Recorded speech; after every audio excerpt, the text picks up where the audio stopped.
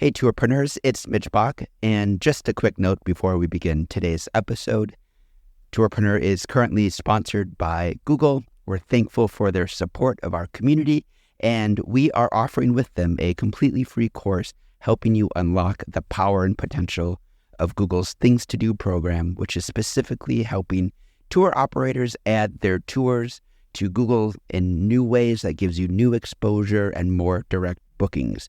To learn more, go to tourpreneur.com/Google. And as always, show notes, more resources, links to our newsletter, our business coaching community, and so much more are available on tourpreneur.com. Now to the episode. Today's episode is brought to you by Checkfront, the booking platform trusted by over 5,000 tour and activity operators around the world. You can start your own free 21-day trial over at checkfront.com.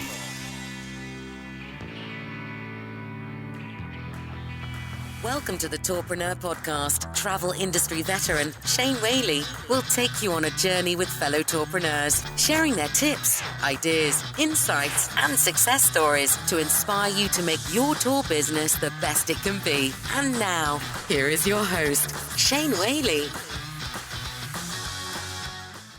Hello and welcome to episode 85 of the Tourpreneur Podcast, another installment of what I learned this week. This is raw, this is unscripted and unedited. And I want to thank all of you that have been listening to this segment. I was really surprised. This was a bit of an experiment for me to launch this. And podcast, the download episodes are through the roof. So I really appreciate that and the words of encouragement. Before I get on to my learnings this week, I want to thank all of you who've written in supporting the Tourpreneur Approved Directory. Blown away by the positive responses to it. And also those of you who are writing in with shout outs for people that you've worked with that are helping you with your business. I want to make a really big shout out this week to Jennifer Burke. Jennifer Burke is a user experience expert. She knows her way around WordPress, SEO, a digital marketing ninja, in my view. And she's been working with me on my own website at tourpreneur.com because I've been really frustrated with my WordPress theme on formatting. For instance, when I want to use bullet points, it uses a smaller font than my default font, and I couldn't change it. I couldn't change the spacing. Things like that, right? Things that I just don't have time to really kind of look into and fix. Jennifer stepped up. She recruited some help with that from her network. We've got it fixed. I'm really, really happy because it's hard enough to create content as it is without worrying about, well, it's going to be beautiful content, but it's going to look crap. Okay, so that was holding me back in writing blog posts for you. So big thank you to Jennifer. You can find her website listed on today's show notes, tourpreneur.com/85. And this really describes what I'm trying to do with the Tourpreneur Approved Directory. Let's say, for instance, you were like, I really want to work with a digital marketing expert, particularly with user experience. You go to the directory, you find Jen's listing, you read my testimonial underneath, you'll read another tour operator's testimonial underneath, and you know that you can work with Jen with confidence, that she knows her stuff, she's delivered for other tourpreneurs, and that's half the battle. That is half the battle. All right, so today's this week's learning, I should say, Arrival Phoenix. Before I talk about Arrival Phoenix and some of my issues here, I want to say this. I am a huge fan of Arrival. I am sympathetic to their plight. They are a for-profit business. They're not a trade organization. They've canceled 2 major events this year, Berlin and Bangkok. Who knows what's going to happen with Phoenix? That's their business. That's how they make money. Also, Tourpreneur, I'm not doing this to be popular. You guys know I don't see myself as a guru. I don't want to be a guru, okay? But I recognize that now with the amount of listeners who tune into the show weekly or read the daily brief or contribute on our Facebook group, I have a responsibility to you to have your backs. I'm not here to be popular. I'm here to flatten the learning curve. I'm here to help you grow your business, and I'm here to help you save money. With that said, I asked Douglas on our Facebook group this week, what was the latest with Arrival Phoenix? Is it going ahead, etc.? And he wrote to our members the following. Right now, Phoenix is on, and we're cautiously optimistic with Arizona and other states beginning to reopen. We're making plans for a number of scenarios, developing safety protocols, awaiting guidelines from the state and other authorities on running events. We're also looking at ways to keep prices down for operators. We know how hard this has all been for operators, and we're all right there with you. More to come, and we'll have lots to announce soon. So he's cautiously optimistic, so there is still a chance of this going ahead. I looked at their costs for Arrival Phoenix. So it is an early bird ticket. If you're a tour or an activity right now or an attraction, you can snap up a ticket for $845. Ordinarily, I would be urging you to to register for an Arrival event. I am a huge fan. I think it's the best event for those of us in tours and activities and attractions, and everybody needs to go. However, the problem right now is, what's the cancellation policy? So if I go in and I register, and I'm not a tour activity or an attraction, I register at the $1,045 rate. Of course, I'm not going to book my flight or my hotel right now, okay, because I've lost enough money with flights as it is. Don't even talk to me about hotels. I lost an absolute fortune in Berlin, 9-night stay that I didn't get a refund for. But I looked at the terms and conditions for Arrival, and they have a cancellation policy, but it's if you want to cancel. Okay, they do have a force majeure policy. Now, whether a lockdown comes into force majeure, I don't know. As I understand it, one of the reasons why Arrival hasn't refunded those of you who registered for Berlin yet is they're having a battle with suppliers in Berlin. Arrival are saying it's force majeure. The suppliers are saying no, the country was still open, etc., etc. So who knows whether this will actually count as force majeure.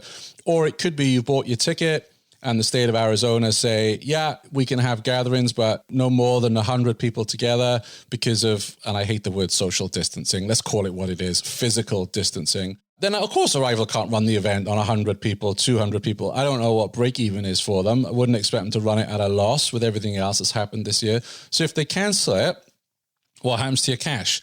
Now, if it is force majeure, they say Arrival shall have the right to select an alternate date, and attendee agrees their participation shall transfer. I'm not a fan of this.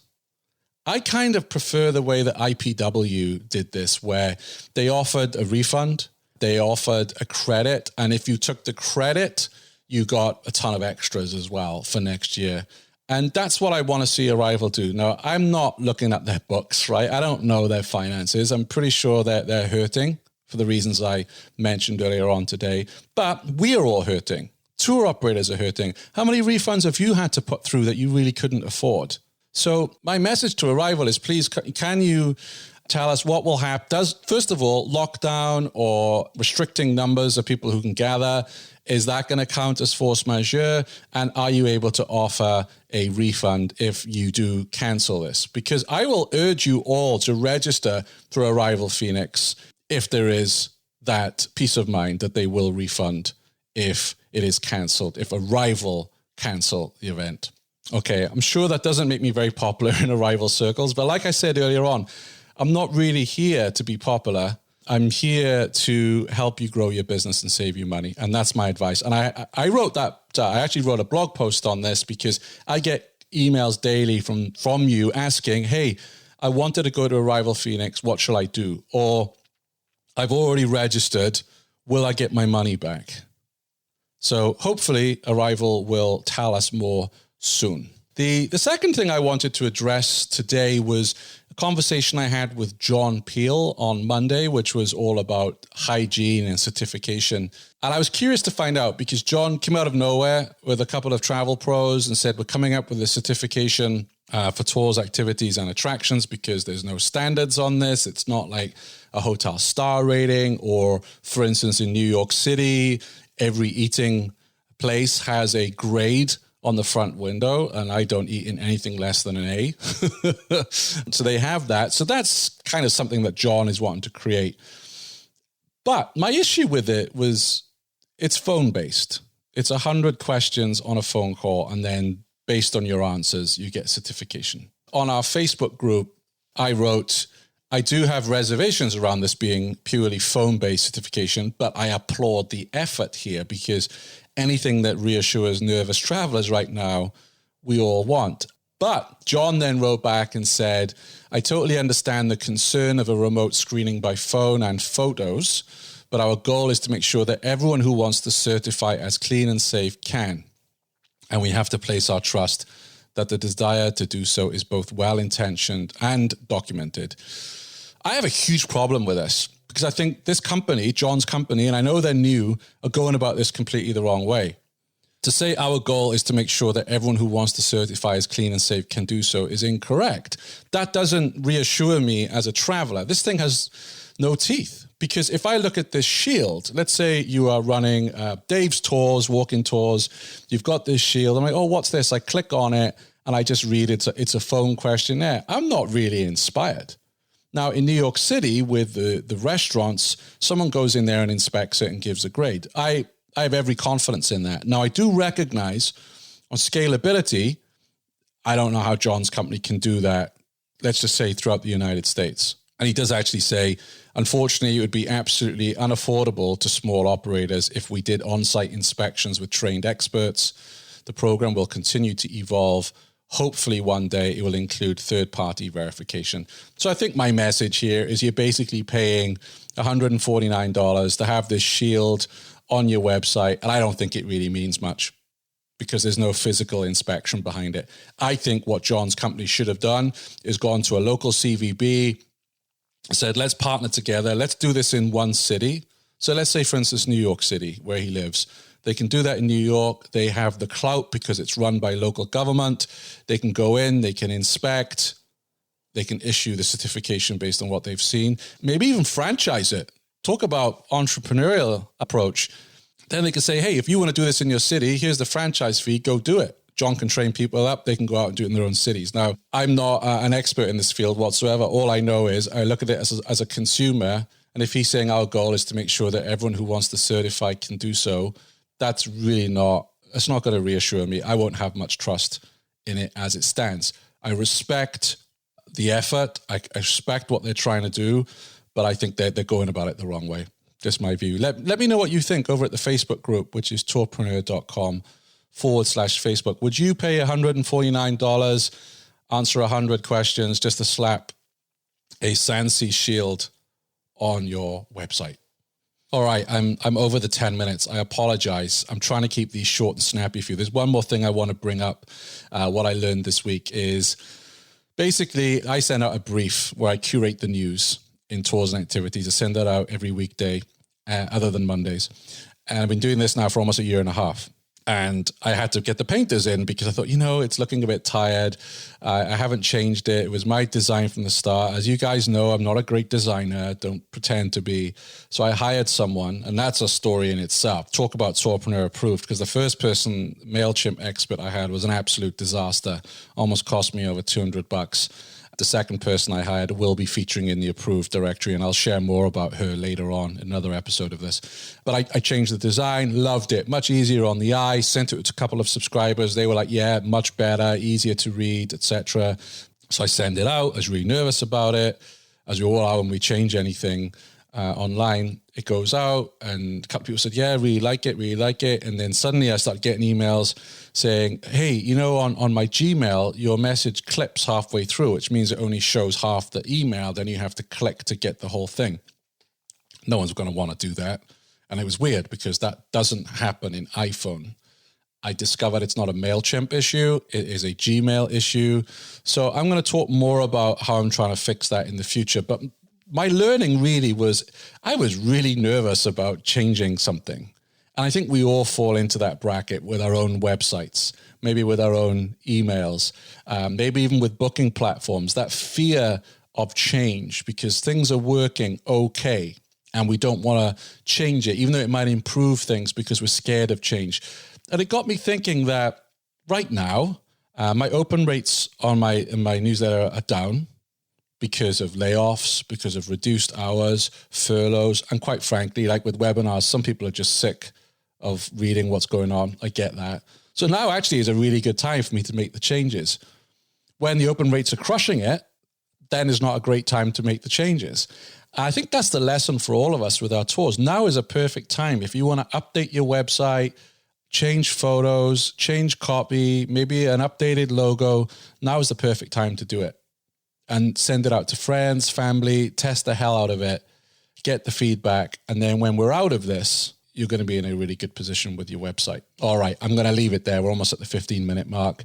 I hope you all have a healthy week.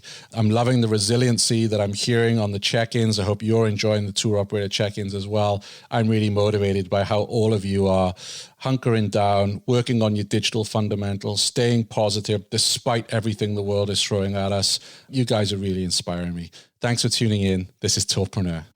Thanks for listening to the Tourpreneur podcast. Be sure to visit tourpreneur.com to join the conversation and access the show notes, including links to the resources mentioned on today's episode. This is Tourpreneur.